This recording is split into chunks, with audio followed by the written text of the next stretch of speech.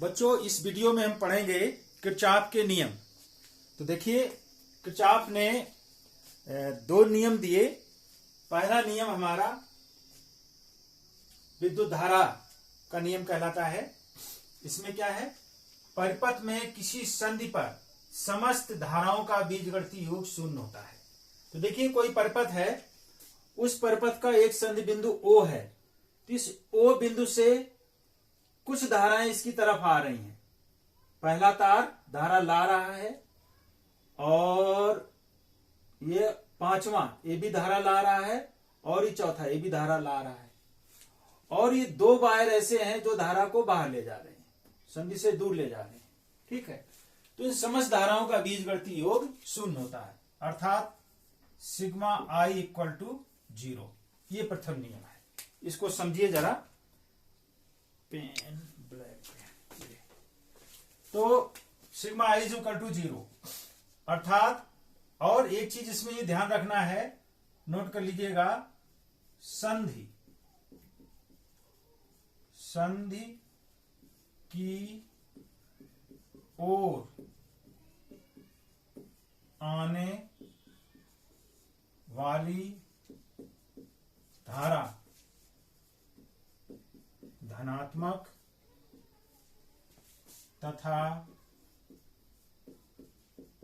संधि से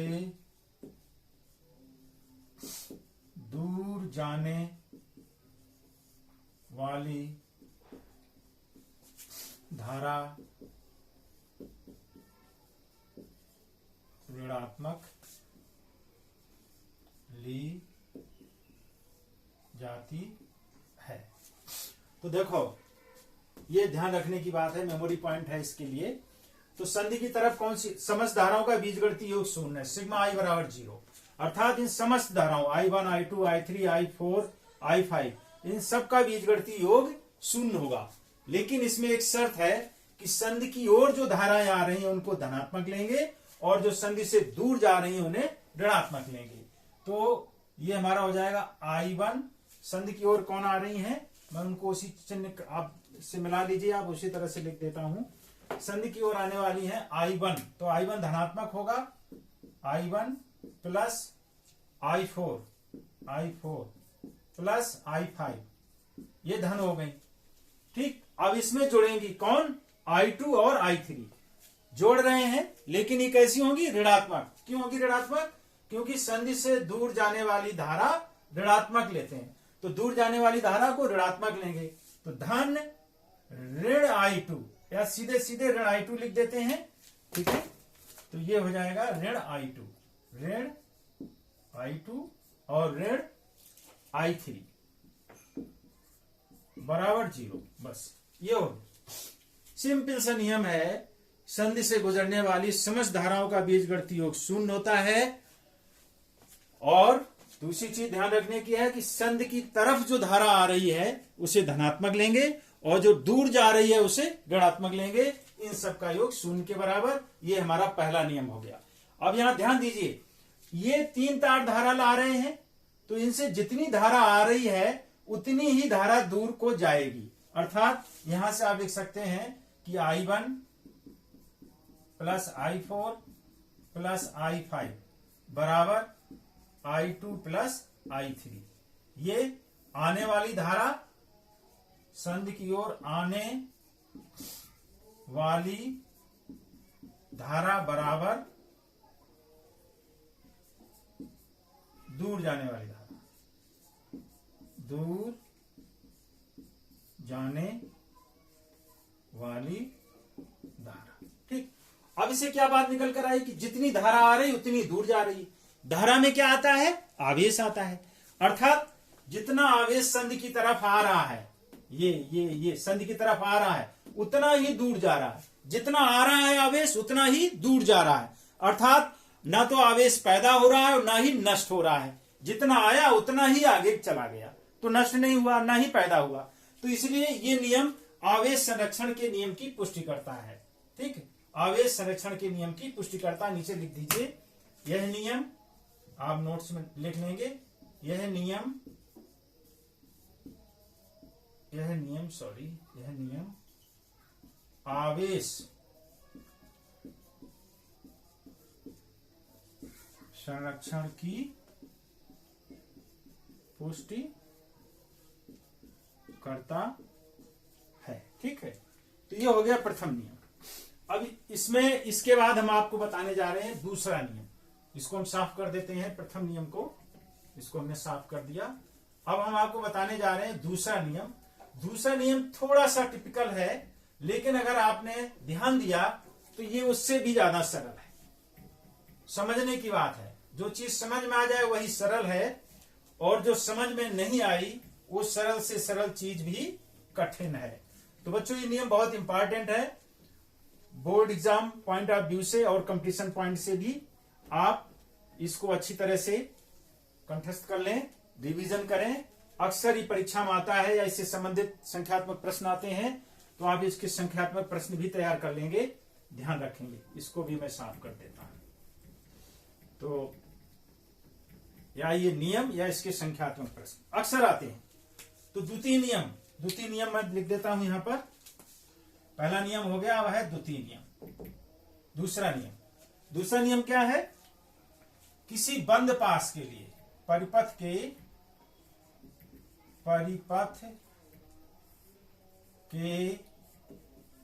किसी बंद पास के लिए परिपथ के किसी बंद पास के लिए समस्त विभवांतरों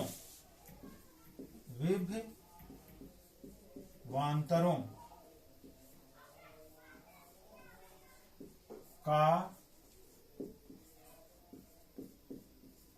बीजगणितीय समस्त विभवांतरों का बीजगणितीय योग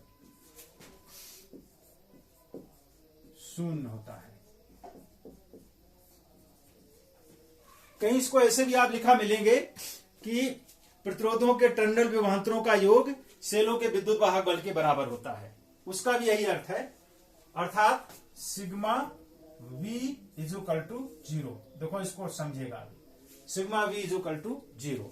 तो देखो इसको समझाने के लिए मैंने यहां पर एक परिपथ बना रखा है। इसमें 3 बंद पास हैं, 1, 2 और 1 ही पूरा। ठीक है, अब इसमें हमने 3 प्रतिरोध लिए हैं, R1, R2, R3 और 2 सेल लिए हैं। पहले का विद्युत वाहक बल E1, दूसरे का विद्युत वाहक बल E2 है। ठीक, तो यहां पर बात आई है विभवांतरों की। तो विभवांतर समझ लीजिए, जैसे पहला प्रतिरोध है R1 और इससे गुजरने वाली धारा I1 है, तो इसका विभवांतर क्या हो जाएगा? ओम के नियम से V इक्वल टू IR से ये हो जाएगा V1। अगर इसे मान लें तो ये हो जाएगा I1 R1। ठीक, इस तरह से जो ये प्रतिरोध है, इस प्रतिरोध का मान R2 है और इससे गुजरने वाली धारा है I2। तो इसके सिरों का विभवांतर कितना हो जाएगा? इसे हम V2 मान लें तो ये हो जाएगा I2 R2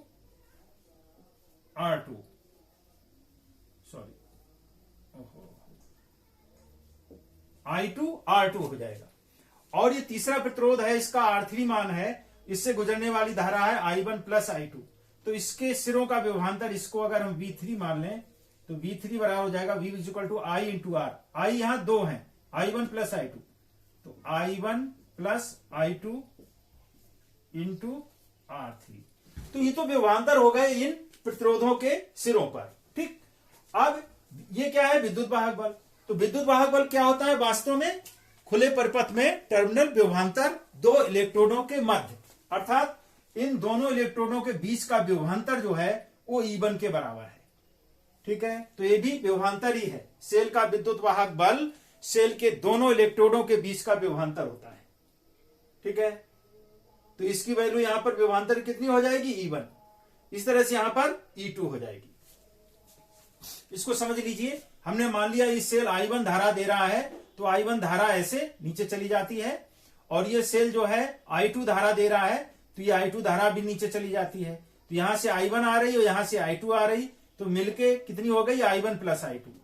यहां से I1 प्लस I2 गई, I1 प्लस I2, यहां से फिर डिवाइड हो गई, I2 तो इधर चली आई इस सेल की तरफ और I1 इधर चली गई। ठीक है, तो इसमें हम इस नियम को अप्लीकेबल करते हैं। परिपथ के किसी बंद पास के लिए समस्त विभवांतरों का बीजगणितीय योग शून्य होता है। हम एक बंद पास चुन लेते हैं। मान लो पहला बंद पास मैंने ले लिया, ए लिख देते हैं, बंद पास A B C F A B C F A B C F. एक चीज हो, इसको समझने से पहले एक बात और समझ लीजिए आप, तब इसको आगे बढ़ते हैं। अब इसमें धन ऋण किसको लेंगे, तो इसको आप याद कर लीजिएगा, धारा की दिशा में, बहुत महत्वपूर्ण है ये, धारा की दिशा में विभवांतर का मान धनात्मक तथा धारा की विपरीत दिशा में, इसका उल्टा हो जाएगा, विपरीत दिशा में विभवांतर ऋणात्मक लेते हैं, ऋणात्मक लेते हैं। ठीक है, ये पहला पॉइंट याद रखिएगा, विभवांतर के लिए है। जैसे इसके सिरों का विभवांतर I1 R1, इसके सिरों का विभवांतर I2 R2 और इसके सिरों का विभवांतर V3, I1 plus I2 into R3, धारा गुणा प्रतिरोध। ठीक, तो इनको अगर धारा की दिशा में आप काउंट कर रहे हैं तो इसे धनात्मक लेंगे। मान लो हम पास ऐसे चल रहे हैं, पास में ऐसे, तो धारा की दिशा में अगर आ गए तो ये धनात्मक होगा। और विपरीत दिशा में ले रहे हैं, ऐसे चलेंगे तो इधर आएंगे तो ये विपरीत दिशा में हो जाएगा, धारा इधर आ रही है, हम इधर को काउंट कर रहे हैं तो ये ऋणात्मक हो जाएगा। अभी आगे समझाएंगे। दूसरा नियम और है इसमें, ये पहला हो गया। दूसरा है जहां सेल लगे हुए हैं, तो धारा की दिशा में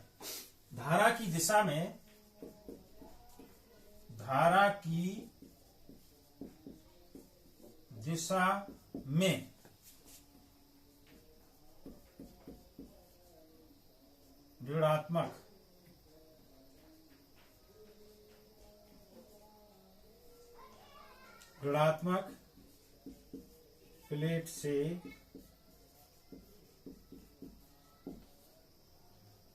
धनात्मक प्लेट की तरफ जाने पर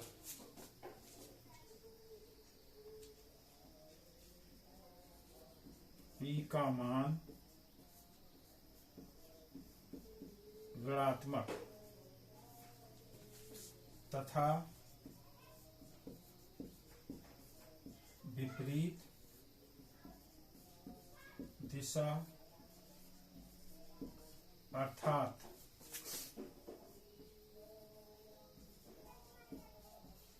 सेल की धन प्लेट से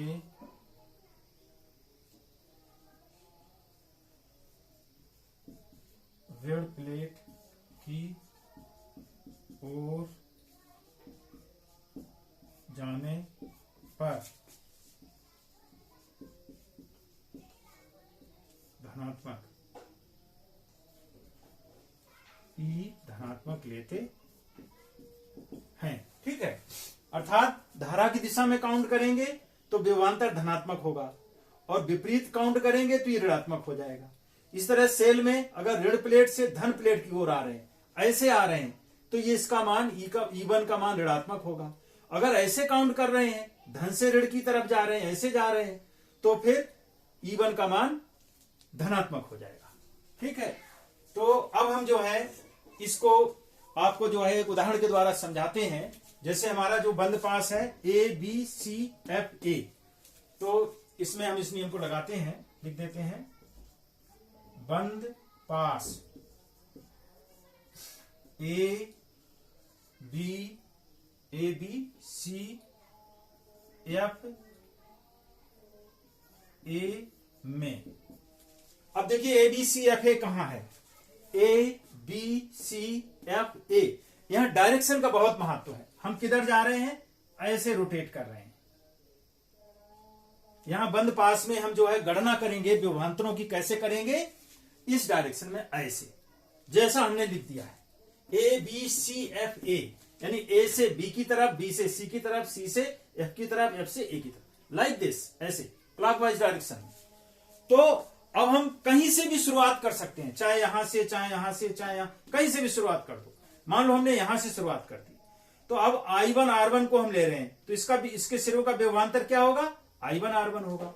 I1 R1 लिख लो, I1 R1 लिख दिया। अब इधर से ऐसे आए, इसके सिरों का विभवांतर क्या होगा, I2 R2, I2 R2 लिख लो, I2 R2 लिख दो, ठीक।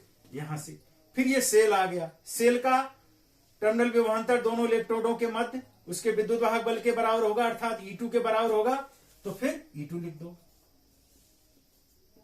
E2 हो गया, ठीक। इसके बाद इधर आए, क्या बचा आप, E1, E1 लिख दो, बराबर 0। इन सबका योग किसके बराबर होना चाहिए, 0 के बराबर होना चाहिए। अब जो बच्चे गलती करते हैं, ध्यान देना, सबसे महत्वपूर्ण बात है कि इसमें चिन्ह कौन से लगेंगे, कौन से चिन्ह हम अप्लीकेबल करेंगे। तो ध्यान रखिएगा, मैंने लिखा है धारा की दिशा में, पहला नियम, धारा की दिशा में विभवांतर का मान धनात्मक। तो हम ये धारा ऐसे जा रहे हैं, तो धारा की दिशा में जा रहे हैं या विपरीत जा रहे हैं, जवाब दीजिए, विपरीत। धारा तो इधर की ओर है, हम इधर जा रहे हैं, तो विपरीत जा रहे हैं। धारा के विपरीत क्या है, धारा के विपरीत दिशा में विभवांतर ऋणात्मक लेते हैं, तो इसका मान क्या होना चाहिए, ऋणात्मक, ऋण चिन्ह लगा दो। अब आ जाओ ऐसे, यहां पर आए, अब हम ऐसे चल रहे हैं, ऐसे ऐसे चलेंगे, क्रम से चलेंगे। अब हम जब इधर की ओर आ रहे हैं, तो इस सिरों का विभवांतर क्या है, I2 R2, ठीक। तो ये धारा की दिशा में है या विपरीत है, दिशा में है, दिशा में आ रहे हैं, ऐसे आ रहे हैं, तो दिशा में क्या हो जाएगा, विभवांतर का मान धनात्मक। तो I2 R2 इसका मान क्या होना चाहिए, धन, धन लगा दो। अब यहां से यहां गए, अब इस दिशा में ऐसे आ रहे हैं हम, देखिए क्रम का ध्यान रखना, अगर यहां से चले थे तो इसी क्रम में चलेंगे। इसके बाद क्या आएगा, ये आएगा, E2 आएगा। अब E2 में किधर जा रहे हैं, ऋण प्लेट से धन प्लेट की ओर। तो हमने क्या लिखा था, ऋणात्मक प्लेट से धनात्मक प्लेट की तरफ जाने पर E का मान ऋणात्मक, अर्थात ये E का मान क्या होना चाहिए, ऋणात्मक, क्योंकि हम ऋण प्लेट से धन प्लेट की तरफ जा रहे हैं, ऐसे जा रहे हैं, इसलिए इस सेल के विद्युत वाहक बल अर्थात E2 का मान ऋणात्मक होगा, ऋण लगा दो।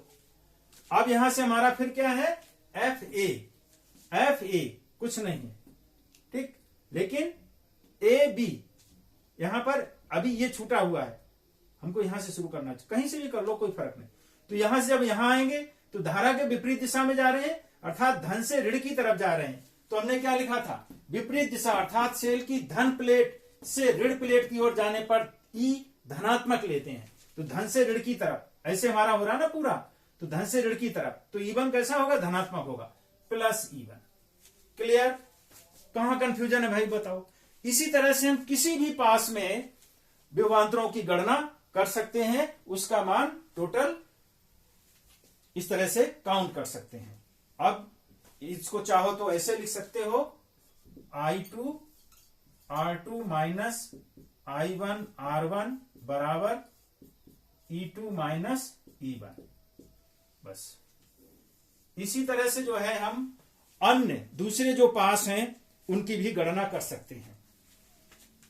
तो यहां हम देख रहे हैं कि विभवांतरों का अंतर विद्युत वाहक बलों के अंतर के बराबर होता है, अर्थात ये नियम जो है विद्युत ऊर्जा के संरक्षण की पुष्टि करता है, ठीक है।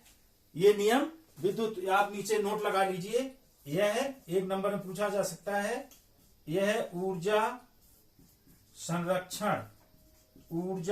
संरक्षण नियम की पुष्टि करता है। Okay, thanks.